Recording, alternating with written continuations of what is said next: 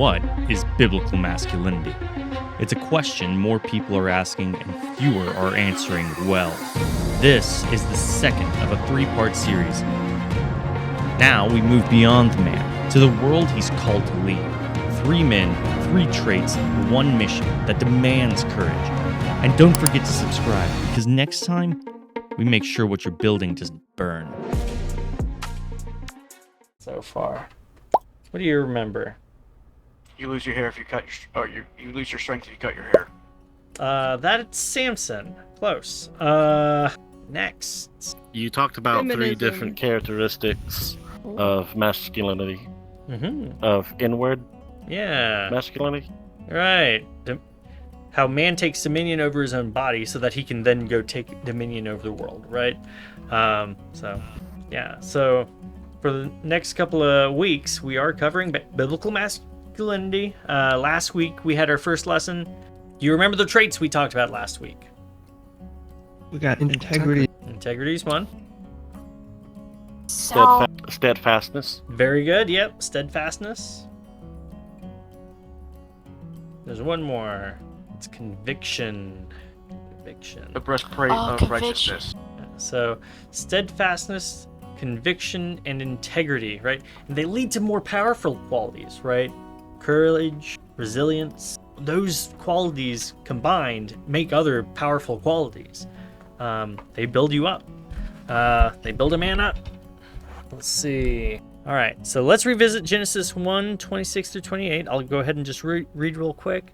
Then God said, "Let us make man in our image, after our likeness, and let them have dominion over the fish of the sea, and over the birds of the heavens, and over the livestock, and over all the earth, and over every creeping thing that creeps on the earth." So God created man in his own image. In the image of God he created him. Male and female he created them. And God blessed them, and God said to them, "Be fruitful and multiply, and fill the earth, and subdue it, and have dominion," right?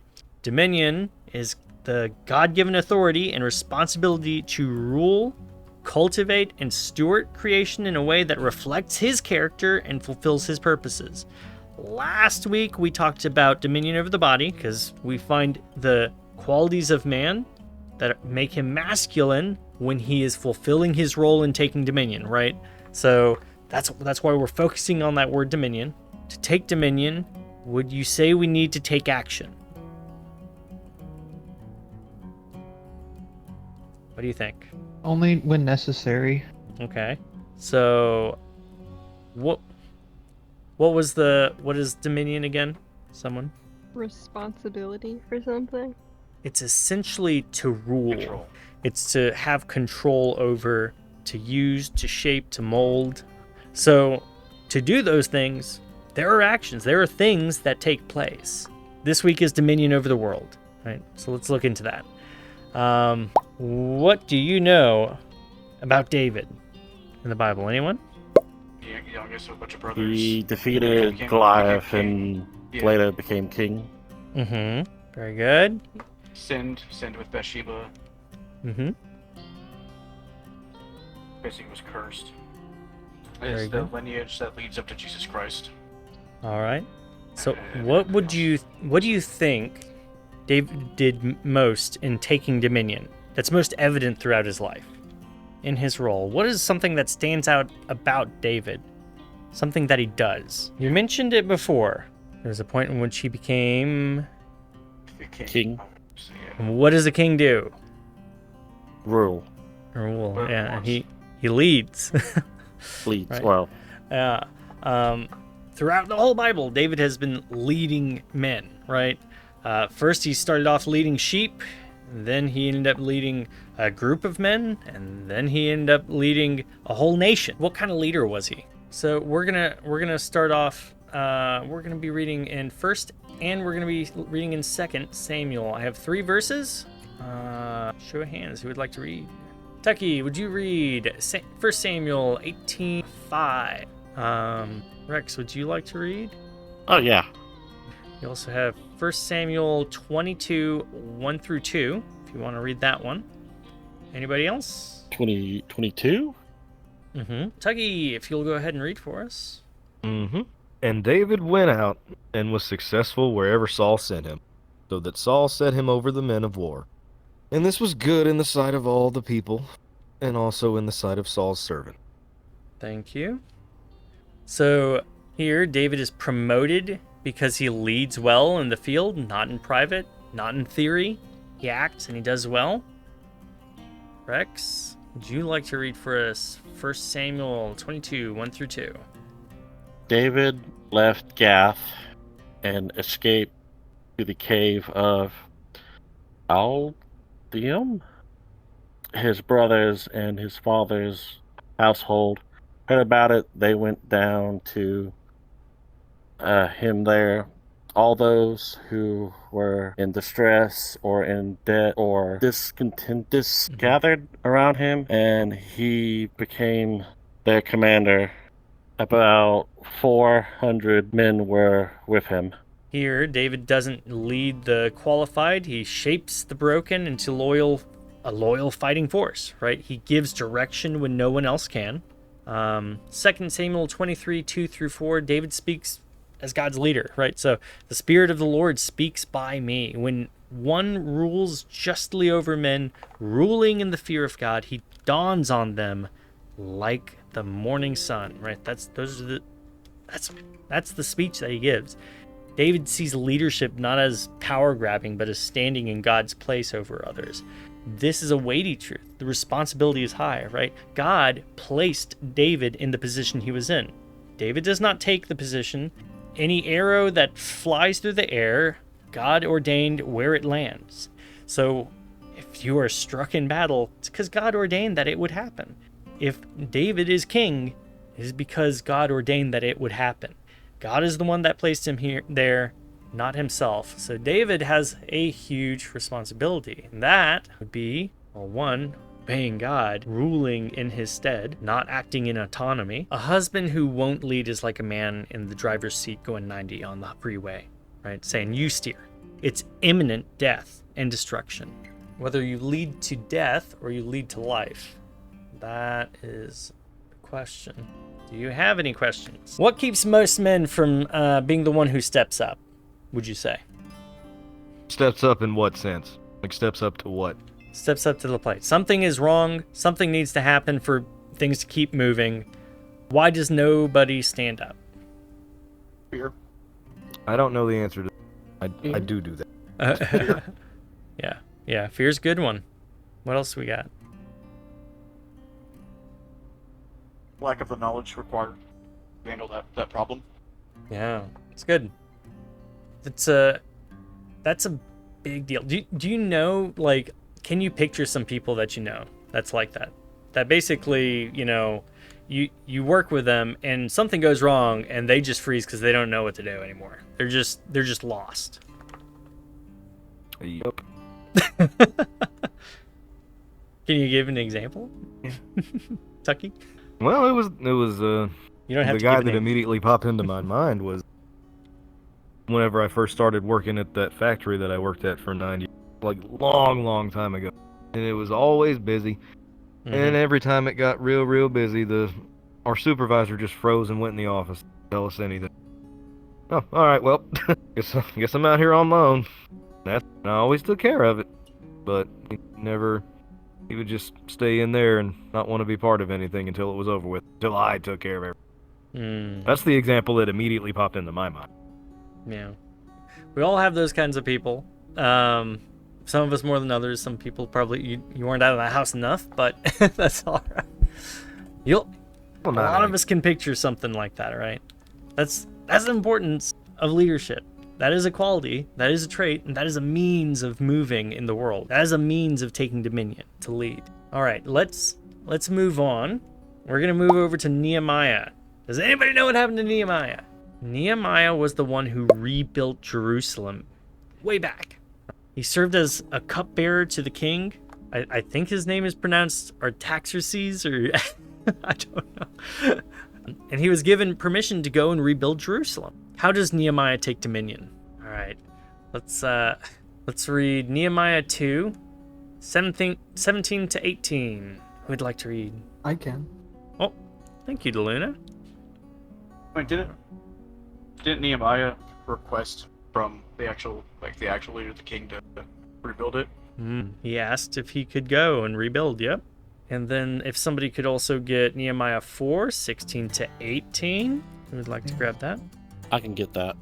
Thank you, Rex. All right. Deluna, will you read Nehemiah 2:17 to 18? Then I said to them, "You see the trouble we are in, how Jerusalem lies in ruins with its gates burned. Come, let us build the wall of Jerusalem, that we may no longer suffer derision."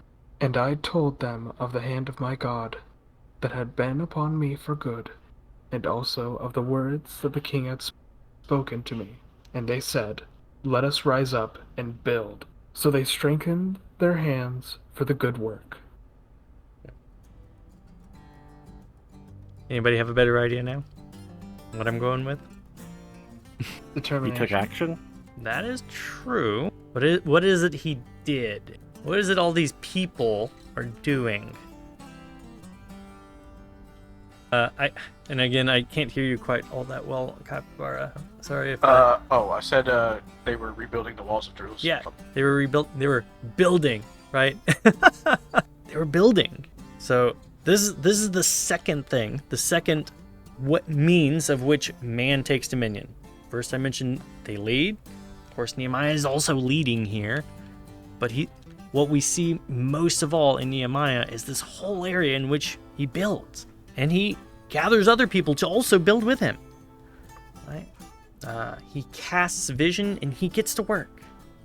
Nehemiah 4:16 to 18. Would you like to read that, Rex? From that day on, half of my men did the work, while the other half were equipped with spears, shields, bows, and armor. The officers posted themselves behind all the people of Judah who were building the wall. Those who carried materials did their work with one hand and held a weapon in the other, and each of the builders wore his sword at his side as he worked, but the man who sounded the trumpet stayed with me. Okay. Thank you. Okay, thank you. Yeah. So he knows how to build and how to guard at the same time, right? He's doing both. He's got people going on one side to do one thing, people doing another, right? And they're all laboring for the same goal. They're all laboring to do something grand, produce a vision, make it happen. Nehemiah 6:3. I'm doing a great work and I cannot come down, right? Like he's busy. I can't go to where you are right now. I am doing a great work, but he just refuses distraction. He finishes what he starts. He knows that if I get distracted with all these other things, then how am I going to work on the real cause, right? That's the reality of the situation. When someone I hear oftentimes people say, "Oh, a no to most things is a yes to your dreams," or a no to this is a yes to something else, right? Well, whatever those things are, a no really is a yes for whatever it is that's more important than that no. You have something that you're focused on.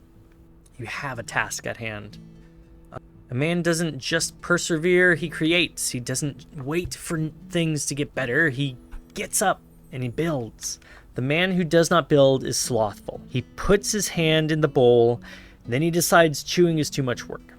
He sleeps, and by the time he wakes, his family is gone and no one is left to tend to him. Now this is going to touch into some of what we were saying earlier. It's a bit of a part of it. Let's see. Tucky, do you love your wife? What do you think? I imagine more than anyone here could imagine. What would you do for that woman? Well said. I would die for that woman. It's very good. I'm glad to hear that. So what do you think about this? Does anybody here know who Boaz is? I've heard that name. He was the one that married Ruth in the Bible. Based on my reaction to what you said just a bit ago, what do you think Boaz did to take dominion? He didn't die for her, We did he? cared, He didn't die for her. we cared for her. Yeah? And how, in what way do you think he did so? He redeemed her. He did. In doing so, he was protecting her too, right? So, all right, we have several verses we can look at to talk about that specifically. Let me ask one more question. Who in your life needs your protection? Do any of you protect someone? Do you care for someone? Well, obviously you do. We already talked about you. Her sister, Oh, some of her shit, man. those dogs. They're not My even siblings. adults, it seems like. What was that, DeLuna? My siblings. It's nice. Yeah. Right. It is good to protect, right? It is good to have that instinct. We protect the things we love. Ruth 2, 8 through 9. Who would like to read that? Tucky will read the first one. Ruth 2, 15 to 16. Who would like to read that one? What were the verses there? 2, 15 to 16. I could do those. Thank you, Rex. Tucky, if you'd like to go ahead and read for us. Ruth 2, 8 through 9. Then Boaz said to Ruth, "Now listen, my daughter, do not go to glean in another field or leave this one, but keep close to my young women. Let your eyes be on the field that they are reaping, and go after them. Have I not charged the young men not to touch you? And when you are thirsty, go to the vessels and drink what the young men have drawn." Right. It's good. Right. So Boaz establishes boundaries for Ruth's safety. He's built a lot, and he's protecting. Let's see. 2, 15 through 16. As she got up to glean, Boaz gave orders to his men, "Let her gather among the sheaves, and don't reprimand her. Even pull out some stalks for her from the bundles and leave them for her to pick up, and don't rebuke her." Right. It's good. Boaz actually asked for people. He actually asked people, pull out some of these bundles and leave it for her to glean, right? He protects her without humiliating her either, right? He does so in a way where he's not going to outright just give her. He actually set stuff aside for her in that manner so that while she's going through the field, she'd be able to easily get more, right? All right. Okay, and you mentioned this earlier, Rex, right? Chapters 3 through 4, Boaz acts as a kinsman redeemer, right? Restoring her honor and securing Ruth's future. Protection isn't always loud, but it always costs. It always costs something. Boaz didn't kill giants. He preserved dignity. He stood in the gap when no one else would, right? I know I've had my share of taglines up till now and little one-liners for you. I don't have a one-liner here for you. I just know that if you don't protect that which is precious, you hate it. Men protect what they love. That which they truly love, they would die for. Right, I'll go ahead and close this with all of this. Lead, build, and protect, right? These aren't suggestions, they're assignments. Every man will do all three, often at the same time. Every man rightly focused will either be building something, protecting that which is built, or leading the ones doing it, right? Those are your tools for dominion over the world. These aren't just good ideas. They're the masculine expression of dominion. And if a man refuses them, others will pay the price. And eventually, he will, too, when he stands before God on Judgment Day, right? Right. So next time we learn how to know where to go. Okay, I know the qualities of a good man. Okay, I know how a man acts in the world. Now, how do I know what I do? Because if a man doesn't want everything he leads, builds, and protects to burn, it needs to be. Did anybody have any questions, comments, complaints, sad stories, compliments? Thumbs up. All right. Okay, and I just realized I didn't actually open us in prayer. I don't think I did. But I will close us in prayer, or better yet, I will have one of you close us in prayer. Would you like to close us in prayer, Rex? I can. Thank you, Rex. Appreciate that. All right. Dear Lord, thank you for this day. Thank you for this lesson that Matt has taught us. I pray that we learn from this and that we carry this lesson with us through our week, Lord, and just give men the courage to be men and to take responsibility. In Jesus' name I pray, amen. Amen. Amen. Very nice. Amen.